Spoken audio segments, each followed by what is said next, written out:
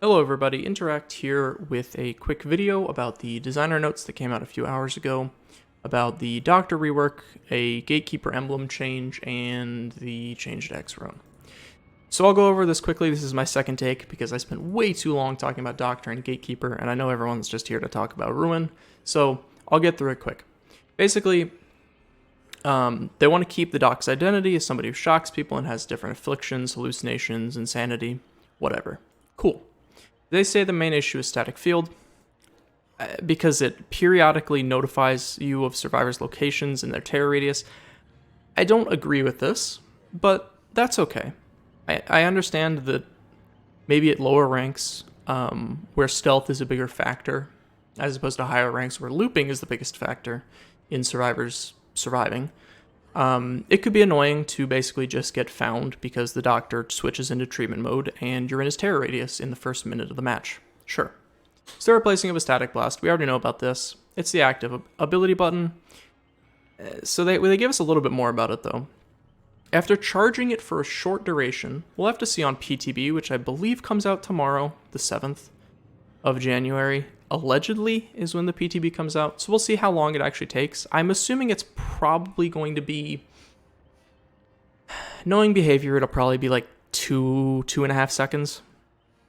It will release a blast of electricity, but it basically shock therapies everybody in your terror radius. So they scream, they acquire an amount of madness. We'll figure that out on PTB as well. I'll update my my spreadsheet for that when that comes out. And it will reveal their location if their madness level increases. Sure. While charging it, his movement speed is significantly reduced. Based on what behavior typically does, this will probably be sub 90% speed. So you're going to move real slow, probably. Would be my bet, but we'll see. And the ability has a long cooldown. They said in the developer Q&A this was 60 seconds. We'll see if that's changed by the time it comes out on PTB. I have issues with this. They want to make it a powerful location tool. Understandable. Then why the long cooldown? But they want to make it difficult to use while in a chase. Why are you using an AoE shock in a chase? You're not chasing 4 survivors at once, are you? I mean, this makes... I understand that if it had a cooldown of like 5 seconds, you'd just spam it and you'd find everybody on the map and it wouldn't solve any of the issues that they talk about up here. But they want to make it difficult. I don't know if behavior plays their own game, basically. They're removing stances on him as well. They've talked about this before. You're always going to move at 4.6 or 115%. That's regular movement speed. You can just use shock therapy. I assume you're just going to press mouse 2 or whatever it is on console to use it. They've added a brief pause after using shock therapy before you can attack. Now, I don't know what this is going to be. I believe that the shock therapy vault/pallet prevention is about 1.5 seconds. So hopefully it's just 1 second so you actually are able to use it at loops. Otherwise, he'll be even worse at loops than he already was, which he was not very good at them. And the last thing they've addressed, I don't agree with this paragraph at all. The frustration of using snap out of it. So basically, they're making it so it's a heal now. In everything except for the way that it actually works. Apologies for the dog bark. Missing a skill check during snap out of it will cost 25% of the progress instead of resetting it entirely. Now, this is bad because now they can just do it like 50%, then they hear your terror radius, and then they run away and start doing it again. And there's no punishment for that. Snapping out of it takes like 12 seconds by default. This is a bad change, man. Come on. Also, if they stop the interaction before it's complete, they will not lose all their progress. They continue to start from where they left off. I think this is a bad change. So let's talk about Hex Ruin and Gatekeeper. Recent data shows that Hex Ruin is used in 80% of all games in red ranks, and across the entire user base, it appears to be about 45% of games. And what behavior took that to mean was we should nerf Hex Ruin, not maybe we should look at what gen speeds look like. Anyways, so they identified what made it frustrating, in their opinion, to play against.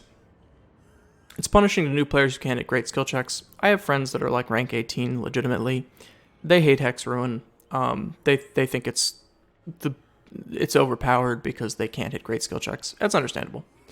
The passive nature of the gameplay pressure it provides means there's a huge amount of potential with very little risk or effort. I disagree with that. There is a high risk because it is a hex perk and it gets cleansed in 10 seconds and then you're down a perk slot and you only have 3 perks. Don't agree with this at all, behavior. Don't know what you're talking about. It's inconsistent due to the random nature of skill checks. Sure, skill checks are RNG, I guess. I've worked entire generators with Hex Ruin and not even had a single skill check. It happens. It's RNG. So they're changing Gatekeeper, the way the Gatekeeper works. Basically, in the current version of the game before this goes live, if you lose 3 gens quickly, but then you win, say you're playing Trapper, you set down a bunch of traps, you lose a bunch of generators because, hey, that's just how Trapper works. But then you win, and there's only 1 generator remaining, you'd get like bronze or silver Gatekeeper. And it'd be really, really hard to pip on Trapper because of that. Now they're making it so that you basically, it's easier if you lose generators early, but then you still win. This seems like a good change to me. Basically, if you 4K, but there's only like 1 gen remaining, you're going to have a little bit more Gatekeeper emblems, so it might be a little easier to pip. So now let's talk about Ruin. The new Hex Ruin is simple. It's simply awful. So now instead of what it normally did previously, all generators will be affected by Ruin. If a generator is not being worked on, it will regress at 1/1.5/2 times normal regression rate. Now, in case you don't know, essentially the way generators work is a survivor working on it solo by themselves will put 1 charge, air quotes, per second into the generator. Once the generator reaches 80 charges, which is why it takes 80 seconds for a solo survivor, it will be completed. So the way that it regresses when you kick it is it regresses about, it's roughly a quarter of a charge per second. So with Hex Ruin 3 now, 2 times, it'll be regressing at half of what a survivor could work on it. So roughly half of a charge per second.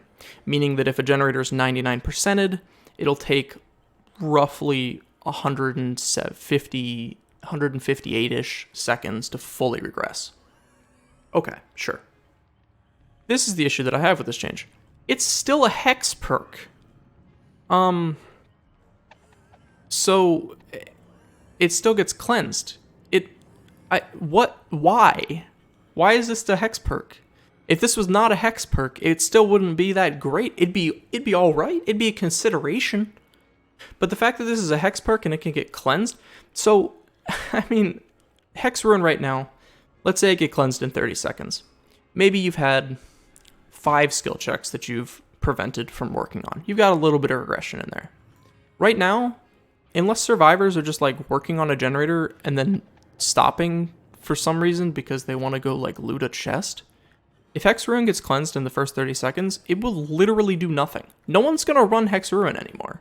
It's bad. This makes no sense. Like, why is it a Hex Totem? Hex Totems are supposed to be high risk, high reward. They're supposed to be like Devour Hope. If it goes down before you get 3 stacks, it hasn't done much for you. Lullaby, if it goes down before you've gotten 5 stacks, it's probably done nothing. I don't know. Anyways, let's read their justifications. This perk has many benefits. No, it doesn't. It has a benefit of going in the fucking garbage with Calorophobia where it belongs. Actually, Calorophobia is probably more useful because they can't cleanse Calorophobia. Anyhow, survivors who are working on generators are unaffected as the perk no longer affects skill checks. Yeah. Yes, that's how you've made it work. So now it actually doesn't affect generators at all. It doesn't affect survivors because unless you're chasing them off the generator, they're just going to keep working on the generator. So now if you have Hex Ruin, even if the totem is standing and you're chasing one guy and the other 3 are on generators, it's doing literally nothing. You're not slowing down those gens at all. What is behavior doing? Killers must be active in pushing survivors off of generators to get value from it. You can't push all 4 survivors off of generators. You can't be 4 places at once unless you rework Legion to be a 4-player co-op game, which would be cool, but they won't do it because it'd be extremely difficult. It's less useful in the early game, but very useful in the late game.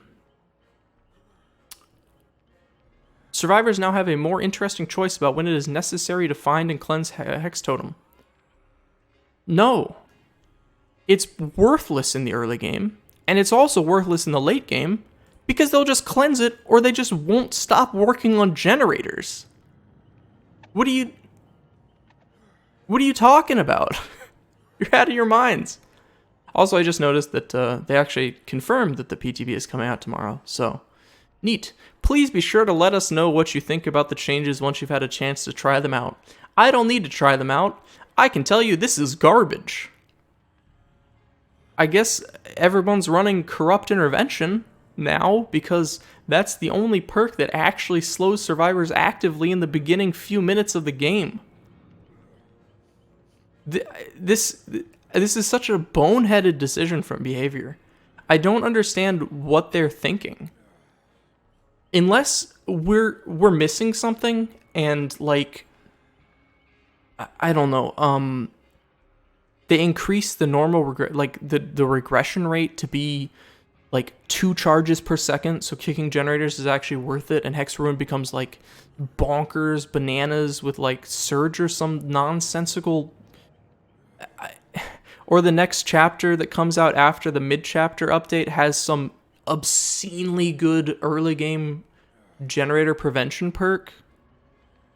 Like if a survivor touches a generator in the first 2 minutes, they just get fucking downed or something. Like gens are just gonna fly by, man.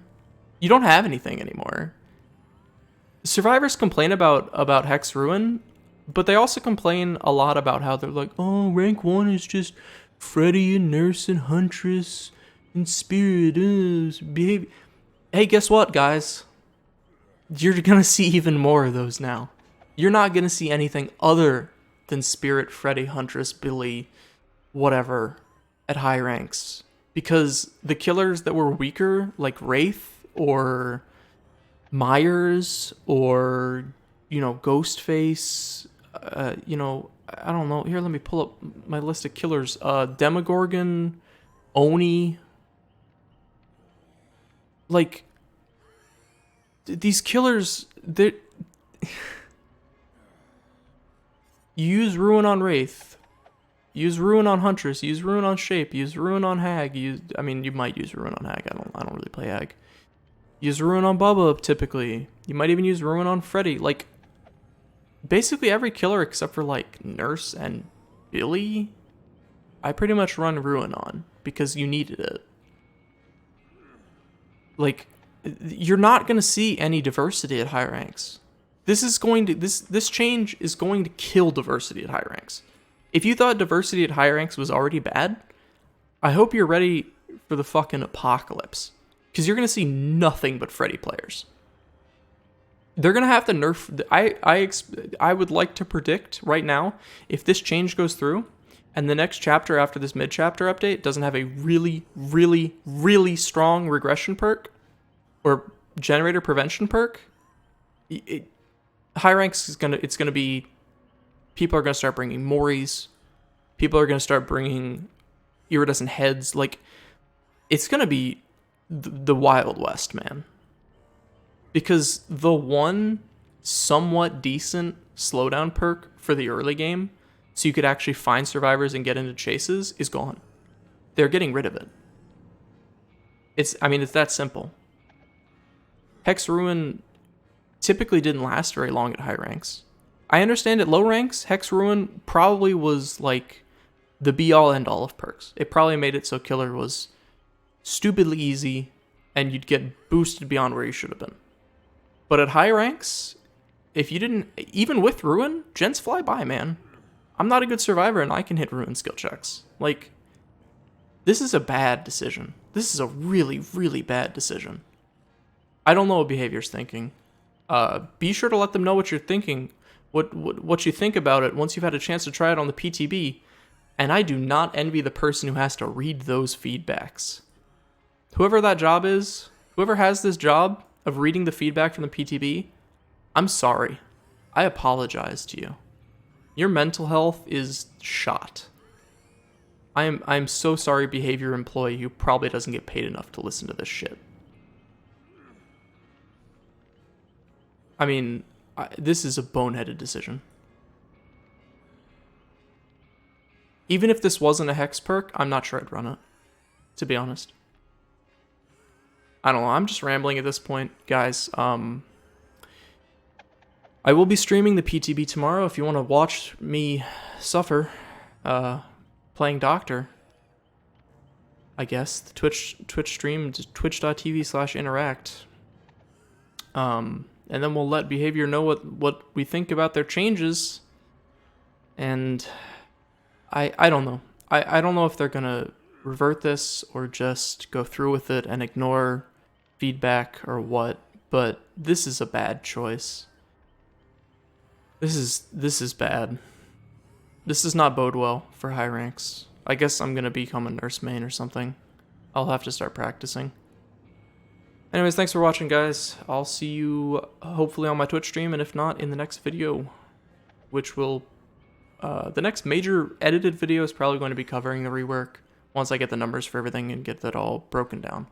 I'll have an entity education for the Doctor rework out probably about the week after it actually goes live, assuming they don't make major changes. That's the plan for now. Anyways, thank you for watching this rambly video. I'll see you later. Goodbye.